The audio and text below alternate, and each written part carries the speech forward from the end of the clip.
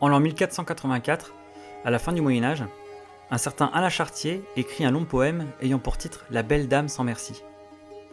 Il s'agit d'un long dialogue de 800 vers entre un amoureux transi et une dame insensible, non seulement à ses avances, mais aussi à l'amour lui-même.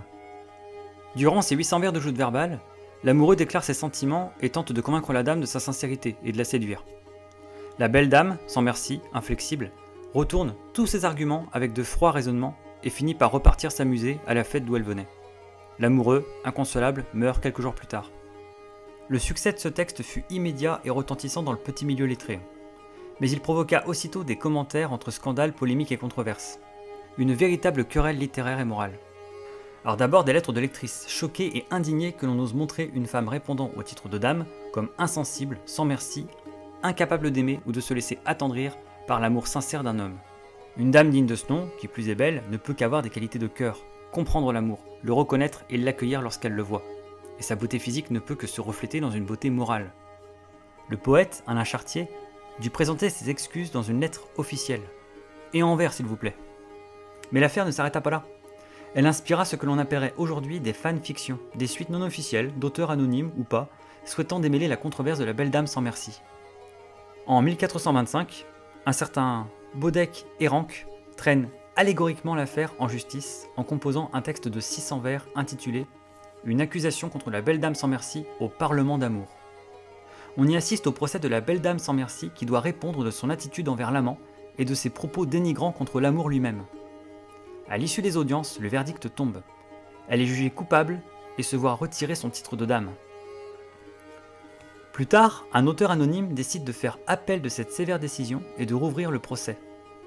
Dans un poème dialogué de près de 900 vers, et à l'issue d'intenses débats entre des allégories représentant tout le spectre moral de l'amour courtois, c'est finalement espoir et désir qui sont jugés coupables d'avoir égaré l'amant malheureux. La belle dame sans merci est finalement innocentée, son titre de dame lui est rendu, elle est même désormais appelée la belle dame loyale en amour. Plus tard encore, un certain Achille Collier fait à son tour appel de cette décision magnanime et porte l'affaire en cassation pour une troisième et ultime instance. Dans un poème dialogué de près de 1000 vers, tous les précédents témoignages des allégories sont révisés et remis en question. À l'issue des délibérations, la belle dame sans merci est de nouveau jugée coupable et cette fois carrément jetée en prison. L'ensemble de tous ces textes forme ce que l'on appelle aujourd'hui le cycle de la belle dame sans merci. Il est publié aux éditions Champion Classique pour ceux que ça intéresse. 585 ans plus tard, en 2009, près d'un siècle après l'invention du cinéma, un certain Mark Webb réalise un film intitulé 500 jours ensemble. Dans ce film, un amoureux transi, nommé Tom Henson et interprété par Joseph Gordon-Levitt, vit une relation contrariée avec Summer Finn, interprétée par Zooey Deschanel, une jeune femme pétillante et inconséquente qui affirme ne pas croire en l'amour et refuse tout engagement dans une relation sérieuse. Elle finira finalement par lui briser le cœur. Après une sortie discrète, le film rencontre finalement son public et un certain succès populaire.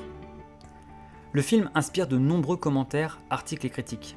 Il divise et fait débat quant à l'attitude de ses protagonistes. Une querelle naît, donnant lieu au procès des personnages. D'abord, le personnage de Summer catalyse tous les reproches et se voit considérée comme la méchante du film.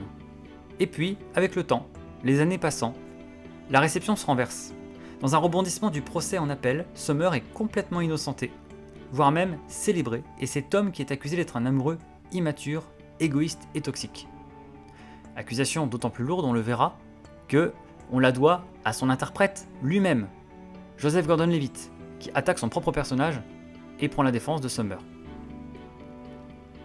Près de 6 siècles séparent La belle dame sans merci de 500 jours ensemble. Et pourtant, au Moyen-Âge, ou de nos jours, nous nous passionnons assez pour une histoire et ses personnages fictifs pour nous affronter à leur sujet dans de longs débats passionnés et pour essayer de déterminer lequel est fautif.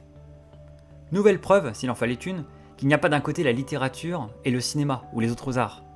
Il y a juste la culture humaine.